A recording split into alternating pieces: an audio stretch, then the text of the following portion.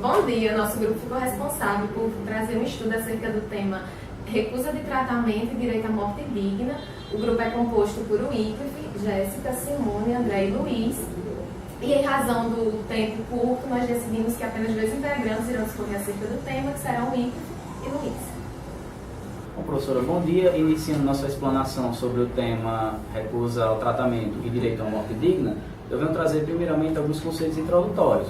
Por exemplo, a morte antes ela era tratada pela sociedade como um castigo divino.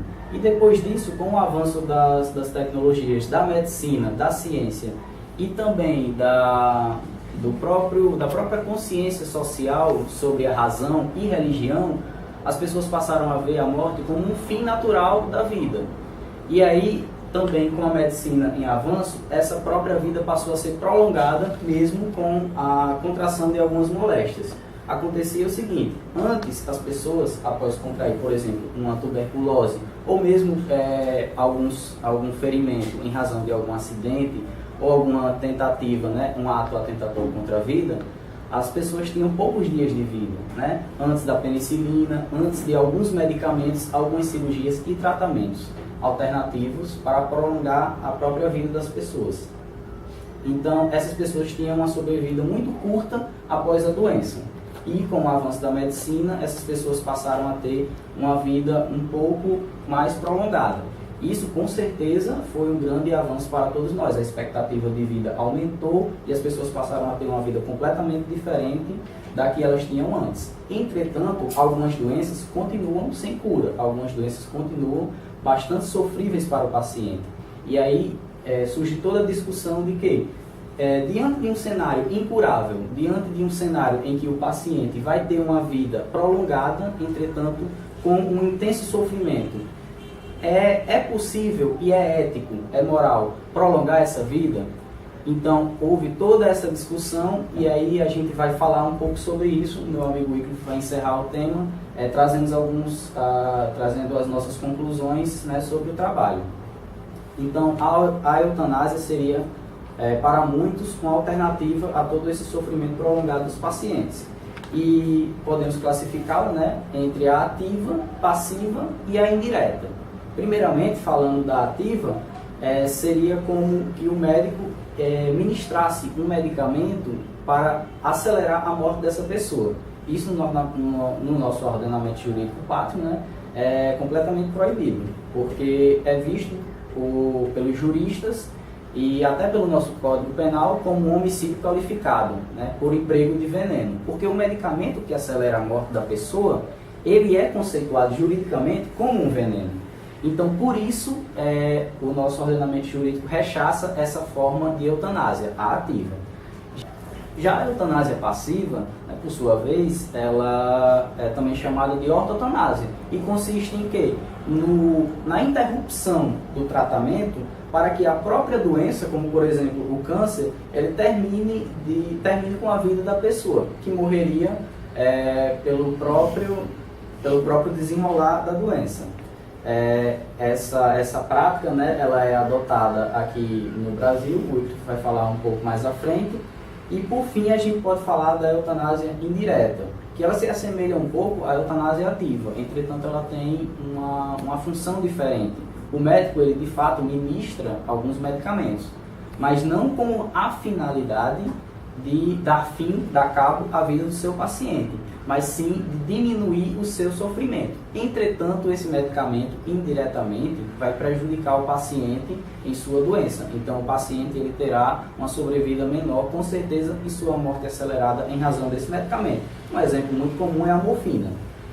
E também sobre esse consentimento do paciente com relação à sua própria vida e à eutanásia, nós podemos classificá-los em voluntário, involuntário e através de representante legal. O voluntário é como a gente pode ver na eutanásia passiva, em que o paciente ele opta por interromper o seu tratamento para que ele possa ir, muitas vezes, ter os seus dias finais com a sua família em casa. O paciente geralmente ele recebe a alta e ele vai para casa ter os cuidados de sua família e esperar a sua morte. Já o consentimento involuntário, ele é completamente rechaçado pelo nosso ordenamento jurídico, e eu acredito até que também por todos os estudiosos desse tema mundialmente, que é o involuntário, que o paciente ele tem a consciência de que ele pode optar ou não pelo tratamento, e ele é obrigado a interromper o tratamento ou optar pela eutanásia. Então ele não teria autonomia pela sua vida, embora tivesse a consciência dela.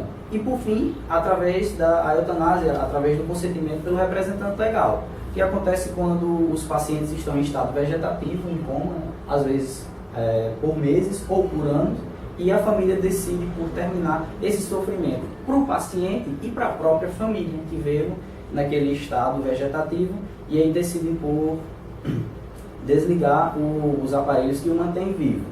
E tirando uma base principiológica disso, a gente viu no início da disciplina, né, os princípios que norteiam e são os vetores da bioética.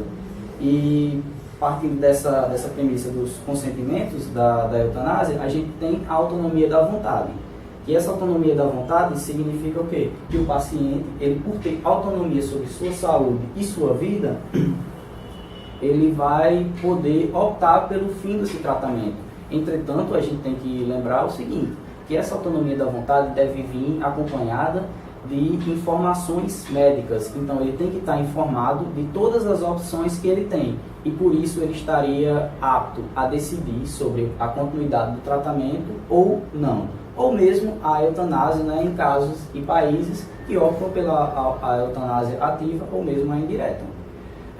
Também já um princípio que parte mais para o lado médico e não do paciente é o princípio da beneficência, em que o médico ele tem que procurar todos os tratamentos benéficos e alternativos ao paciente. Então, além de informá-lo, o médico também tem que procurar tratá-lo da melhor maneira possível. E desse princípio da beneficência decorre o princípio da não maleficência, né? A partir do momento que o médico ele procura o melhor tratamento possível para o seu paciente, ele exclui aquele tratamento doloroso, aquele tratamento indigno da pessoa, do ser humano. E por fim, existe o princípio da justiça na bioética, que é uma justiça mais que social. Por quê? Todo esse clamor social, toda essa problemática, ela gera uma discussão acerca da vida humana e da própria autonomia da pessoa, de forma que o judiciário ele deve se posicionar em casos concretos quanto a isso. Bem como o legislativo deve se posicionar. Então não deve haver por parte dos poderes uma covardia na hora de tratar nesse tema. Por isso que a justiça, tanto a justiça como poder, quanto a justiça social, ela deve tratar desse tema de forma ampla e aberta para atender os anseios sociais e minimizar os problemas desses tratamentos dolorosos que prolongam a vida de forma desnecessária. Na continuidade aqui, é importante ressaltar que no contexto global, essa já é uma discussão que se acirra. Na França existe uma associação com 30 mil membros, que é a Associação pelo Direito de Morrer Dignamente, ou Morrer com Dignidade, que é presidida inclusive pelo mesmo senador que está encabeçando o Comitê de Ética Nacional. No Brasil, um grande expoente é o Dr. Drauzio Varela, com seu livro Por um Fio, em que relata a passagem de pacientes terminais pelos sofrimentos do prolongamento da vida, né? Essas terapias, elas são basicamente terapias são inúteis e dolorosas. Nós temos no cenário também mundial Terry Schiavo, que foi uma grande, considerada um expoente e militante também pela eutanásia e a recusa do tratamento inútil e que somente prorroga a vida, em que seu marido passou por 20 anos batalhando no judiciário até que conseguiu o seu processo em que ela daria cabo da própria vida por meio da assistência médica, não é? A eutanásia ativa, hoje em dia no Brasil, ela é considerada como homicídio pelo Código Penal, esse artigo 121. No Brasil existe, tramitando no Congresso Nacional, o PL 125 de 96, que prevê a legalização da morte, enquanto forma de antecipar a morte no caso de tratamentos terminais e de forma indolor, né? E existe também um anteprojeto que circula que quer alterar o artigo 121 do Código Penal de modo a descriminalizar a eutanásia nesses casos. O Código de Ética Médica, ela veda no seu artigo 66 a questão da eutanásia, porque ele prevê que o médico deverá administrar o tratamento independentemente da vontade até mesmo do paciente, né, burlando inclusive o princípio da autonomia da vontade. A resolução, por outro lado, do CFM, do Conselho Federal de Medicina, ela que é mais recente no sentido ideológico, ela prevê uma abertura desse conceito e vê que o paciente, ele pode, por meio de sua autonomia, se rechaçar a ser atendido nos casos em que esse tratamento ele somente vai trazer mais dor, não vai realmente beneficiá-lo com uma vida digna. Existe um marco também legal na França, em 2005, que foi quando foi aprovado um projeto de lei em que se possibilitou a eutanásia passiva nos casos de tratamentos que somente prolongassem a vida. Desde que, conforme já falou o Luiz, o paciente ele tivesse em plenas condições psíquicas de aferir essa questão e também que fosse esclarecido, de modo que tivesse a plena liberdade para isso, né? Essas discussões, na verdade, elas vêm como o deságue do embate entre dois valores máximos. Primeiramente, o da vida, né? Que logo após a Segunda Guerra Mundial, o ser humano e a vida são postos como os valores absolutos. E essa proteção da vida também se torna valor absoluto. No entanto, por outro, nós também temos crescendo, principalmente com o Estado de Bem-Estar Social, previsto por Keynes, que a autonomia da vontade ela deve ser suficiente para que todos nós consigamos buscar a felicidade por nós mesmos. E aí, o embate desses dois valores também gera um embate dentro da nossa própria sociedade. Como é que pode uma resolução do Conselho Federal de Medicina contradizer o próprio Código de Ética, que prevê que o médico não pode abreviar o tratamento? E de um lado, a resolução ela prevê que a possibilidade de eutanásia passiva, muito mais dando suporte a médicos que já, por conta própria, aplicam esse fim de vida e o fim desse prolongamento sofreu aos seus pacientes no mundo fático, né? O Código de Ética, no entanto, nem mesmo as resoluções, elas têm o poder de dar uma justa resposta à sociedade brasileira, tão pouco definitivas. Só o que poderia realmente encerrar essa discussão seria uma lei do nosso Congresso Nacional, como foi visto o pré-projeto 125/96. É muito difícil que essa discussão se encerre agora, principalmente pela conjuntura em que o país atravessa de grande conservadorismo e de grandes choques ideológicos, né?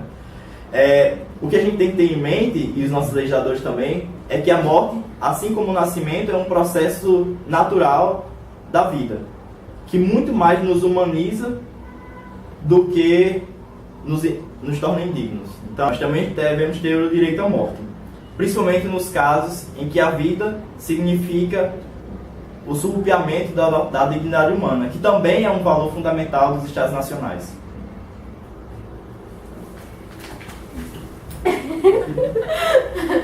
Bem, essa foi a nossa apresentação, professor. Espero que tenham gostado. A gente também se despede da disciplina e agradece, né, por esse tempo que passou com a gente, nos aturando. Quer dizer que foi um prazer estar com você. Tchau.